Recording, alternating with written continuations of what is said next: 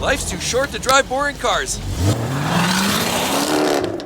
I believe everybody knows that BMWs are synonymous with great driving. As a matter of fact, they're called the ultimate driving machine for a reason. However, most people do believe that buying them new is the only way to buy them. Why? Because once their lease term runs out, they kick them to the curb because they're worried about expensive repairs that follow once the warranty ends. But this is a very, very unfortunate situation because the reality is a lot of those folks are actually missing out on some great and amazing used BMWs. And if you can believe it, today I'm going to share with you 5 reasons why you should buy an old used BMW. Let's get into it now.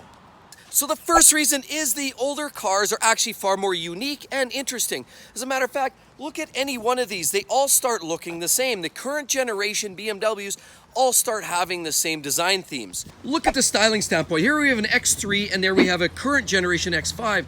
Other than the proportions, they look almost the same. And while some people think that's a good thing, I believe it makes the vehicle lack uniqueness. And it starts to look like every other minivan out on the streets. How about other vehicles like a 6 Series, 3 Series, a 4 Series, and even a 7 Series? The stark reality is that every new BMW looks almost the same, and I understand the styling has to be consistent throughout the brand. However, they just start all blending in. Sometimes you can't tell the difference between a 2 Series, 3, 4 Series, X Series models. You can't tell sometimes when they're away from each other. It's a lot of times just the proportions that give it away. Why do you think some of the enthusiasts upgrade to the classic angel eye style? Because they look a little different. I mean, even these are flattened down. They look great, but they start to lose the BMW feel right there with the flat bottoms. So I basically feel some of the older models had a little bit more distinctive look and made them stand out heads above the rest. They didn't also have a model between model upon model. Now they have X3s, 4s, 5s, 6s, 7s, the whole 9 yards, just to fill in every little market. So it all blends in to becomes one big amalgamated pile of. But anyway, it's not just about the styling, it's also about the drivetrain. Back in the day, when you had an M car, you had a real M car, and it actually had an engine designed for that vehicle. Think E39 M5. It had its own engine. How about the E60 M5? Had its own engine. How about any of the M3s? Think E30 M3 had its own engine. They were all very unique and designed for that vehicle. But now everything's so cookie cutter. I mean, look at this X5 right here. We have an X5M. As you can see, X5M right there, great vehicle, versatile, fast, and fun. But unfortunately, it's all based on templates. They use the same engine in every single vehicle. You can get this engine in an X5M, you can get it in an X6 M5 competition, you can also get it M8. The same thing goes with a lot of the other general engines. The 4-cylinder turbos, those go in millions of vehicles. So the vehicles become less distinctive, very much based on a template. Obviously, part of the business model is generate funds and make it more profitable for the brand. Well, unfortunately, would you like it if your favorite movie maker or your favorite book writer to keep creating the same product over and over and over based on the same template? I would be thoroughly disappointed, and that's essentially what's going on here. The older vehicles certainly had a much more unique feel to them. So the second reason why you might want to buy an older used BMW is because of the do-it-yourself appeal. Obviously, the newer cars don't have that. The older vehicles, for example, 3 Series, the E30 generation from the 80s and early 90s, those vehicles were very easy to work on. You or I or almost anybody, even my grandmother, could work on the E30 with their hands tied behind their back just because they were a simpler vehicle in those days. Then they start to develop. E36 generation came along, was a very easy vehicle to work on. I know I owned one. And during the E36, you also had OBD2 was released and forced all the manufacturers to follow the same communication protocol on fault troubleshooting, which essentially in 92 helped you and I troubleshoot some of the problems and dig deeper into the issues. Now, unfortunately, that spawned and became a bigger problem because in the E46 generation, things were starting to bridge over, and by the time you hit the E90 generation of 3 Series BMWs, vehicles started to become far more complex, far more packaged for efficiency, performance, as well as cost savings by BMW, because that's when they started hammering the brand with lots of plastic internal engine components. And it all just fell apart from there.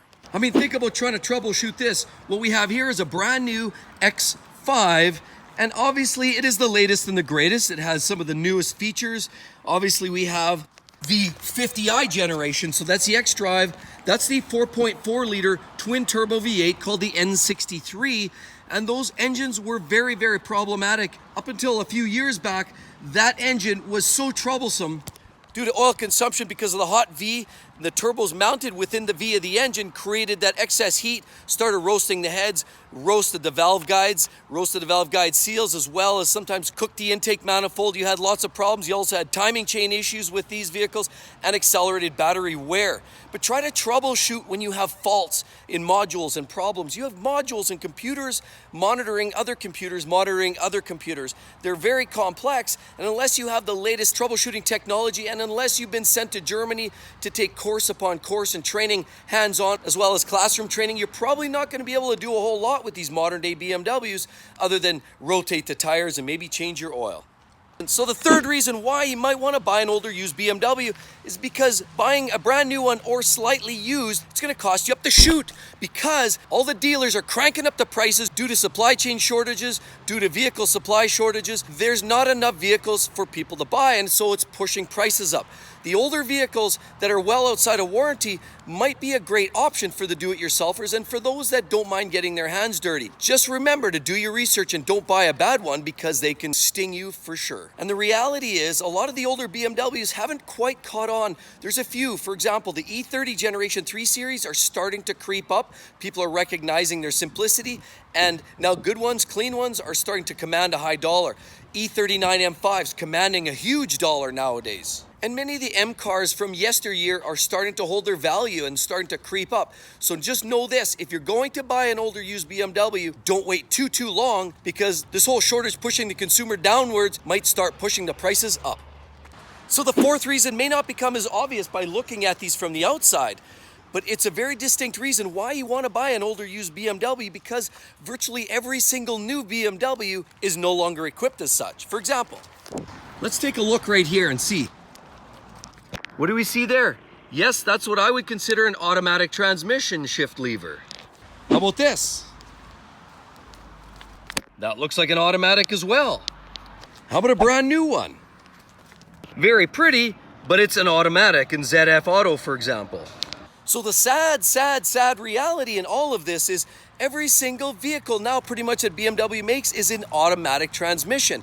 Other than you can get the odd M2 or possibly M3 or M4, but they're going out like the dodo bird. Soon you won't be able to even find a manual gearbox, and they're usually only equipped in the base models. For example, the new M3, you can get it, but it's usually the more base models. So sadly for the true enthusiasts who love to roll the gears, play the fiddle like it was meant to be played, and enjoy a true driving experience with a manual gearbox, you won't have that in modern day BMWs like you did way back in the 80s and even in the 90s, where it was very prevalent to find a manual gearbox. Sad day. So the fifth reason you may want to buy an old used BMW is for the simple reason that we are in a constant state of learning. Every single brand creates new models. Every time that new model comes out, it's always a glorious experience, right? New models, new technology, new performance. It's so exciting, right? But unfortunately, it has no track record. And sadly, a lot of those drivetrains that come out, or the cars or the technology, are problematic, at least. That's why they tell you, never buy the first generation of that vehicle, because the bugs have not been worked out, and this doesn't hold truer. Now, the beauty is when you buy an older used BMW, you kind of already know where the bad engines are, where the good engines are. For example, the older engines, you want to stay away from the E60 M5, the S85 V10, if you don't want to spend a pile of your hard-earned dollars. You also want to stay away from the N63. That's a troublesome one as well. How about the N20? It was that turbo 4-cylinder up to about 2014 that was eating timing chains alive. And it couldn't keep dollars in your pocket because you constantly had to fix problems like that, as well as a collapsing oil filter and the constant barrage of leaks from coolant and oil.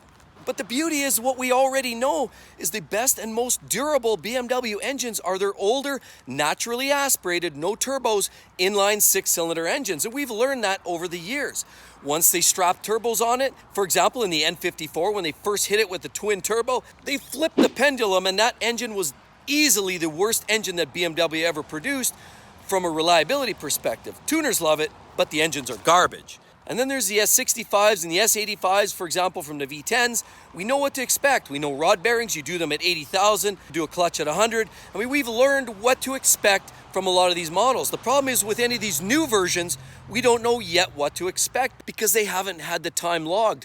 Right now, NHTSA is picking up on recalls, and we're starting to get an idea of where some of the problematic engines are. Unfortunately, though, it hasn't yet been totally revealed. So that's the win when you buy an older used BMW. So as you can see, there's some very, very compelling reasons for buying a used BMW. However, check this video out. It's going to share with you all the reasons you do not want to buy a used BMW. It becomes very, very clear, and hopefully it'll help you make your choice on your next BMW purchase. Hope to see you real soon. Catch you then. Bye-bye.